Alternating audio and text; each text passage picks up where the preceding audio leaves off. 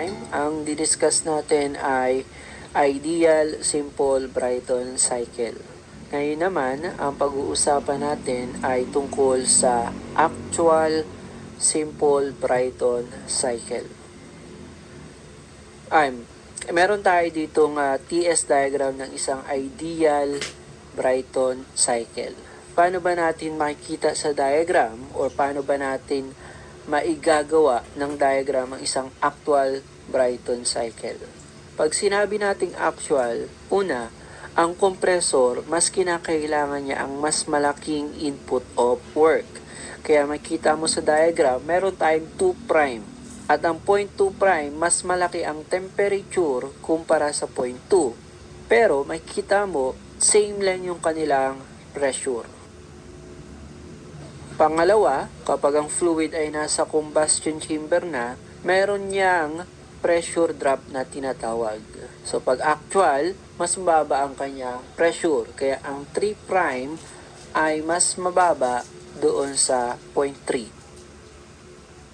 Then kapag yan naman ay pumasok sa turbine, pag sinabi nating actual, mas maliit naman ang pinaka-output work ng turbine.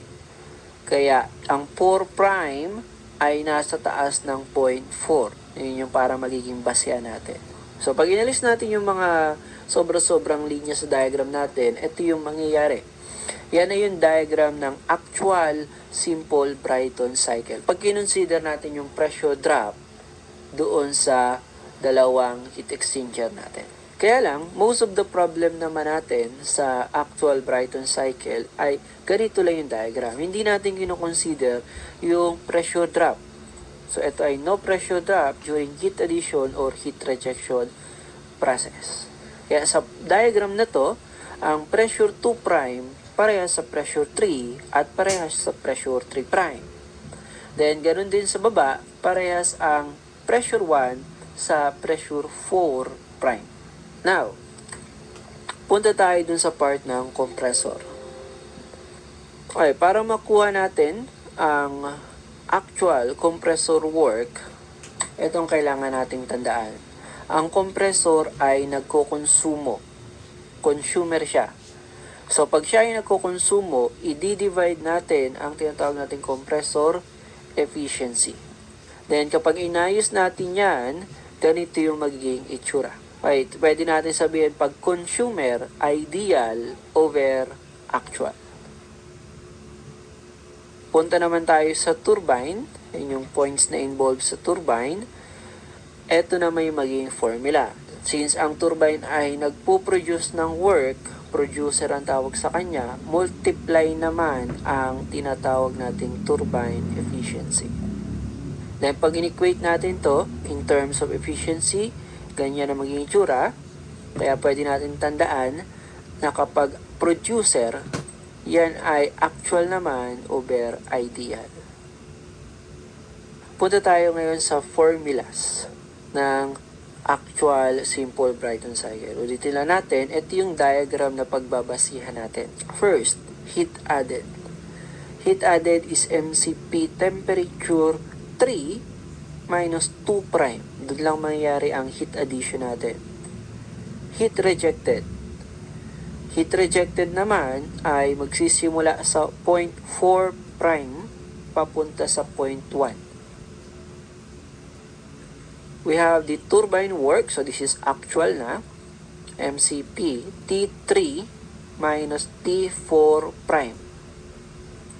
Compressor work, MCP T2' minus T1. That is compressor work. Okay, continue lang natin.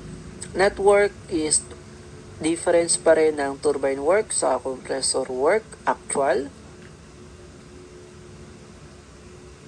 Next, we have the pressure ratio. Ganun pa rin.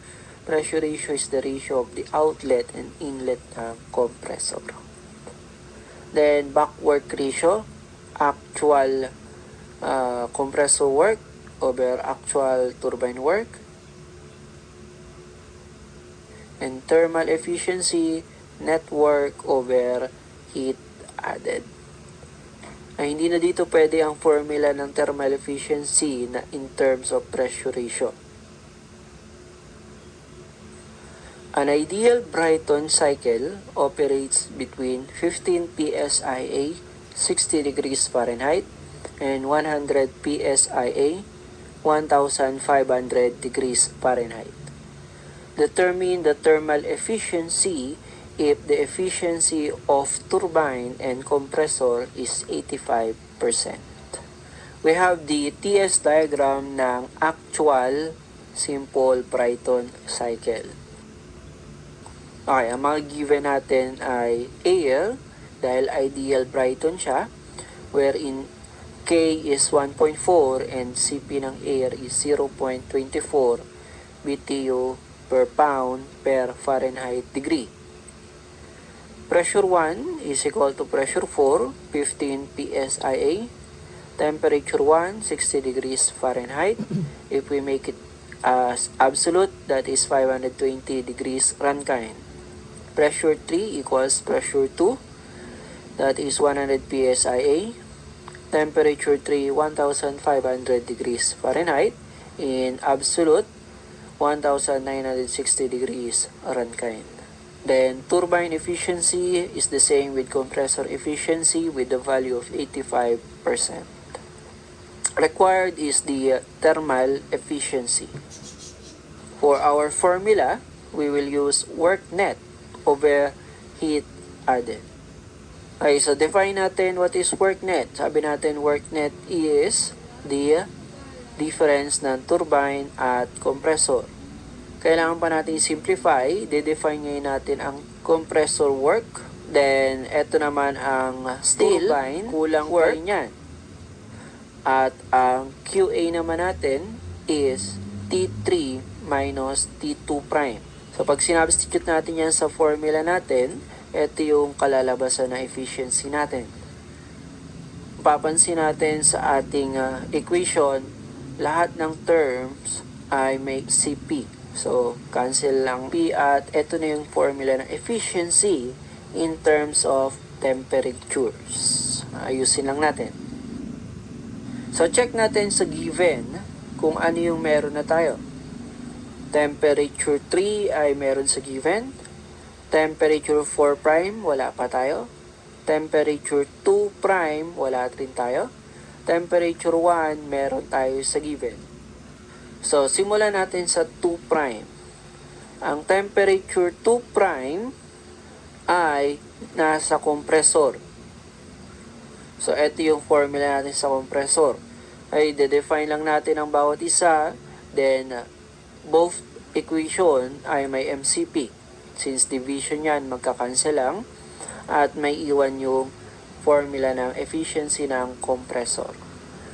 Okay, pag sinabi nating efficiency din, efficiency is pakatandaan, laging less than 1 or less than 100%.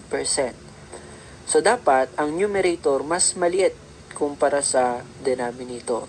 Sa diagram din. Ito yung difference ng dalawa. So, makikita natin naman yung difference ng height. Mas maliit ang distance ng 1 to 2 kumpara sa distance ng 1 to 2 prime. So, dyan natin kukunin ang T2 prime natin. Ang kulang lang natin dito is temperature 2. Next naman natin is yung 4 prime. Ang 4 prime naman natin, yan ay nasa turbine part. Efficiency ng turbine, that is actual over ideal. Define lang natin ang bawat isa rin. Then, cancel ang MCP. Ito naman, formula ng turbine efficiency in terms of temperatures. So, para makita sa diagram, ito naman yung kanilang distance. So, kailangan mas maliit over sa mas malaki. Then, dyan natin makuha ang T4 prime. Still, kulang tayo naman ng T4. Simulan natin doon sa pagkuha ng T2 since kulang ang T2 natin. So, ang T2 ay nasa process 1 to 2, isentropic. Recall, in isentropic, ito ang formula natin. Then, sa-substitute na natin yung ating mga given. Compute natin, lalabas ang temperature 2, 894.14 degrees Rankine. Then, gagamitin na natin yung solution para doon sa T2 prime. And mag-a-arrive tayo, we have 960.16 degrees Rankine. Next naman, kukunin natin ang T4. Ang T4 ay nasa process 3 to 4 ay centropic. At ito yung formulang gagamitin natin. Then, so substitute na lang natin yung mga given. Ayan yung ating mga given. At mag-a-arrive tayo sa answer na 1,139.86 degrees Rankine.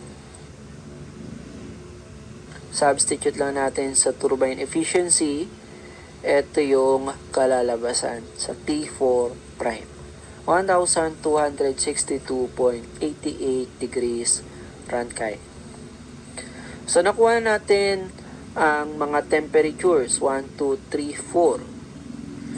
And ito yung magiging solution natin. Substitute the values. And meron na tayong answer na 0.2570. Multiply by 100%, 25.70%.